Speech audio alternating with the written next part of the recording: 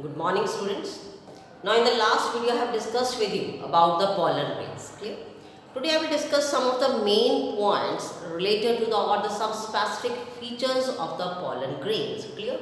Or some facts which are related to the pollen grain. In the video, I told you that how the pollen grains are formed inside the anther. They are having the two layers outside, that is exine and intine, which is made up of sporopollenin, which is highly resistant to the temperature, acids, bases, due to which it will always remain the pollen grains as a fossils also. Clear? After that, this sporopollenin is absent at the point of germ pore from where the pollen tube comes out. Now, except that there are certain basic facts about pollen grain, one by one I will discuss. The size of the pollen grain is near about 25 to 50 micrometers.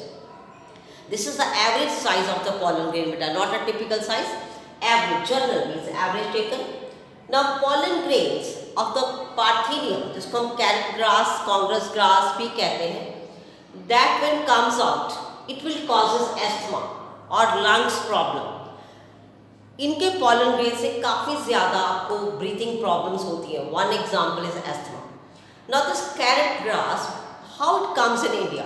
When we are getting wheat from other countries, along with that, the the seeds of this Parthenium, they comes along with the wheat. When we sow that seed, this Parthenium is also grown, and now it is expanding so fast that pollen grains when comes out, they will cause the asthma, and it is a great problem for the India. और ये बहुत ही बड़ा मसला है, इसको remove करना बेटा, ये बहुत ही बड़ा हेडेक है हमारे लिए. Next point is that these pollen grains of certain species, they are very rich in nutrients. इसमें काफ़ी अच्छे nutrients रहते हैं बेटा, due to which these pollen grains are changed to the syrups and the tablets, which is taken by the athletes. इसको as a tonic भी लोग लेते हैं. Clear? Because it is rich in nutrients. Then next is the pollen grains when they comes out of the anther, they remain viable for a certain period of time. Viable का मतलब है ये working में रहेंगे, जिंदा रहेंगे.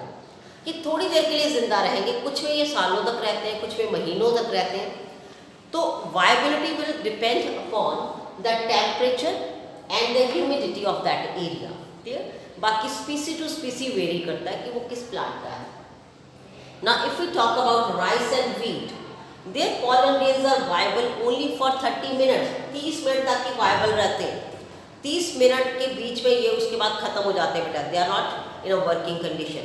आप ये कह सकते हैं कि मर जाते हैं, जिंदा नहीं रहते, किसी काम के नहीं रहते. In leguminous plants and Solanaceae, clear, in this case the pollen grains remain viable for months. कई महीनों तक बेटा ये वायबल रहते हैं, जिंदा रहते हैं और हमारे काम के रहते हैं. Clear? Now pollen grains can be stored. हम बहुत सारी जो डिस्टिंक्ट स्पीसीज है उनके pollen grains को हम स्टोर करके रख सकते हैं, सालों तक रख सकते हैं. But how we can store that? The ways it can be stored in liquid nitrogen at the temperature -196 degree. Liquid nitrogen में आप -196 डिग्री में इसको स्टोर कीजिए. They remain viable for years to years, and whenever you need it you can use it. Like semen banks are there, same way you will have the pollen grain banks in the agriculture universities where you can use it for the next, clear, for certain scientific research and other things. So this is some facts about the pollen grains. Now next is pistil. Now we come to the female part. This is the carpel. It has 3 parts. This basal part is stigma, this is style, this is ovary.